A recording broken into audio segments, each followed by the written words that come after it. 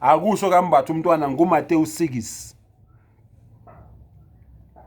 5.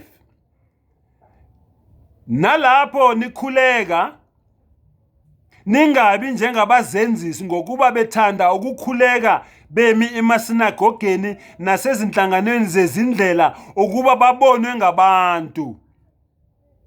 Ngiqinisile ngithi kini sebewamukele umvuzo wabo.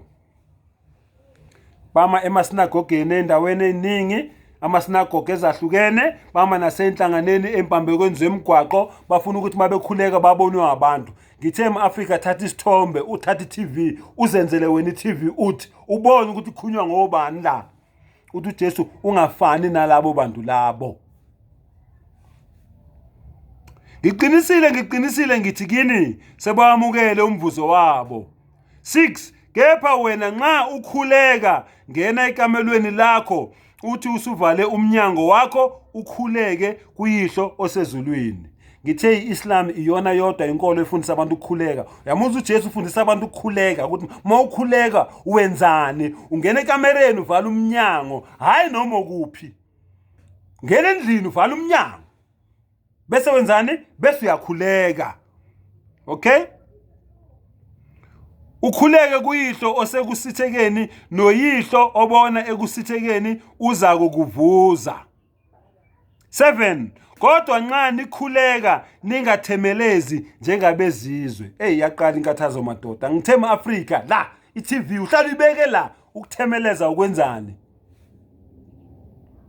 Ukukhuluma into engezwakali. Sisendaweni eyodwa siwu-10,000 kuthiwa sokhuleka sonke. Khona umvenda la, khona umsuthu la, khona umtswana la, khona umpedi la, khona ishangane la, khona umzulu la, you name them. Khona umlungu, khona ibhunu, khona ishayina, khona ini, sizokhuleka sonke. Yini ezwakala lapho ngoba kuzwakala nje amahlokohloko. Kuzwakala nje amahlokohloko. Ukwenza amahlokohloko mayehlokoza lapha ehlahleni. Kuzwakala nje awutholi ukuthi kwenzakala ukuthemeleza lokho. So uJesu uthini? Ningathemelezi njengabezizwe. Ningakhuluma into engezwakali. Ngithe thatha iTV uyibeke la. Uhambe uyolalela mabekhuluma laba bethi bayakhuleka labe ngikhuluma ngabo. Wowaziyo umAfrika. Ngithe kuwe kunayo yonke inhlobo yomuntu okhuluma ulimi olwahlukile lapha ethendeni eli1. Lapho kuleyo ndlu leyo A1 bese kuthiwa sokhuleka sonke. Yini ezwakalayo lapha? Amahlokohloko. Kuzwakala amahlokohloko. Mawungalazi ihlokohloko yile nyoni le enombala oyelo enye inombala obovu no brown. Hlokohloko ke lelo lapha ehlahleni. Uzwa leyo nto leyo ke mabethi bayakhuleka. Uthi uJesu be careful ningafani nabo bangabazenzisi labo bantu labo abakhuleka kanjalo. Kodwa wena yenzani? Ngena ekamelweni. Ngokuba bathi bayakuzwiwa ngokukhuluma kwabo okuningi. Benza kanjalo bathini? Bayokuziwa ngokukhuluma kwabo okuningi. God is not deaf, umemezelana. uNkulunkulu akekho deaf. uNkulunkulu uzwa yonke into ngesikhathi esi1. So angahlala ngezwi wena ukhuluma ngaphakathi enhlizweni yakho. Wazi yonke into oyifunayo ungakayiceli kuye. Kodwa wena uzomemeza, namemeza nibaningi ninqwaba, awazi ukuthi kwenzakalani. Uthi uJesu be careful ungafani nalabo bantu labo. Bathi bayokuzwa abantu ngokukhuleka kwabo okuningi. uNkulunkulu uyayazi into oyifunayo ungakayiceli kuye. Noyihlo obona ekusithekeni uza kukuvuza. Kodwa nxa nikhuleka ningathemelezi njengabezizwe ngokuba bathi bayokuzwiwa ngokukhuleka kwabo okuningi. Ngakho ke maningafani nabo ngokuba uyihlo uyakwazi enikuswelayo ningakakuceli kuye. Umdala uyayazi into oyifunayo ungakayiceli. Uyayazi ukuthi lo yini into ayifunayo ungakayiceli, uyayazi umdala. Manje umemezelana. Matthew 20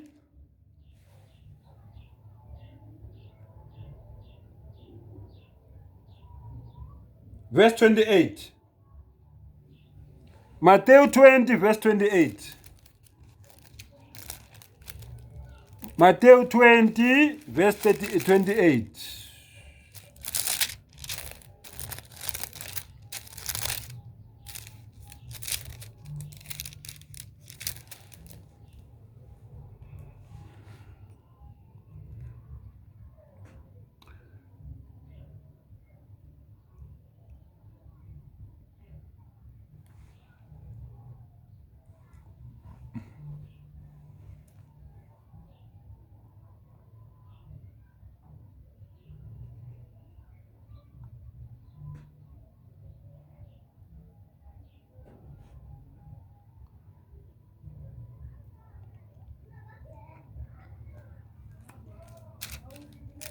Ngenze iphutha, it's Matthew 28. Matthew 28. Sizoqala kuverse 18. Matthew 28 verse 18. Phezulu ithi isiyalezo sokugcina sika Jesu. uJesu wasondela wakhuluma kubo wathi, ngiphiwa amandla wonke ezulwini nasemhlabeni, ngaloko hambani nenze izizwe zonke abafundi. Nizwile? Abafundi, hayi abafundisi. Izizwe zonke ini? Abafundi. Akakazi uJesu athi izizwe azenziwe ini? Abafundisi. Ngakho ke eAfrika uzosidwebela isithombe ukuthi umfundisi uthini uJesu ngomfundisi. Ngithe sikhuluma ngabantu abayisinengiso kuJehova. Nibabhabhatise egameni likaYise lendodana likaMoya oyingcwele. Akakazi uJesu athi la kule verse uNkulunkulu uziqu intathu uthi abantu babhabhadiswe kuphi? Emagameni amathathu. Akazange athi uNkulunkulu uziqu izintathu. Umromo otshele wena kanjalo naye wakhola, akashongo uJesu. 20 Nibafundise ukugcina konke enginiyale ngakho. Bekani mina nginani izinsuku zonke kuze kube sekupheleni kwezwe. Nibafundise konke enginiyale ngako. Hayi nibafundise ukuba abafundisi, kodwa nibafundise konke enginiyale ngakho. Marko 7 verse 6. Marko 7 verse 6. Wayesethi kubo, waprofeta kahle ngani nina bazenzisi, njengokulotshiweyo ukuthi lesi sizwe singidumisa ngezindebe zomlomo, kepha inhliziyo yaso ikude nami. uJesu usho ukuthi bamdumisa uNkulunkulu ngani? Ngeindebe zomlomo, kodwa ngeinhliziyo bakude.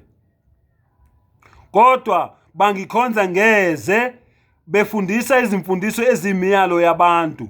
Bakhonza uNkulunkulu ngeze bafundisa imfundiso ezimiyalo yabantu. Lento abantu abayifundisa abantu namhla imiyalo yamaRoma, ayiphumi uNkulunkulu. Bakhonza uNkulunkulu ngeze bafundisa ngeimfundiso ezimiyalo yabantu. Niyeka umyalo kaNkulunkulu nibambe isiko labantu. Niyeka umyalo kaNkulunkulu nibambe isiko lamaRoma. AmaRoma abantu yibo abanitshelile ukuthi uNkulunkulu uhlukene kathathu, uziqu intathu. Nani niyeka umyalo kaNkulunkulu ukuthi uNkulunkulu munye, ungabi nabanye uNkulunkulu ngaphandle kwakhe. Wayesethi kubo, yebo, nichitha umyalo kaNkulunkulu ukuba nigcine isiko lenu. Nichitha imiyalo kaNkulunkulu ukuba nigcine ini? Isiko lenu. John 5 verse 30. Sesemaphethelweni.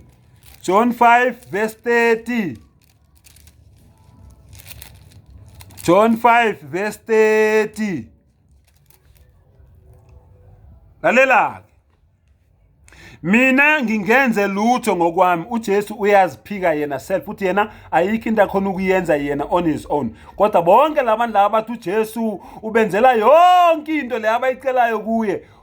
Be careful, bayisinengiso kuNkulunkulu. uNkulunkulu akabafundi labo bantu baqamba amanga ngomprofeti wakhe uYeshua. Eyikhulumela ngomlomo uthini?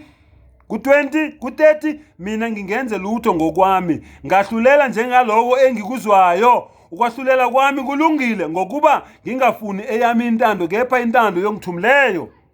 Straightforward. Angenzi ngokwami, ngenza ngendlela engithunywe ngayo. Uma ngisifakazela mina, ubufakazi bami abuqinisile.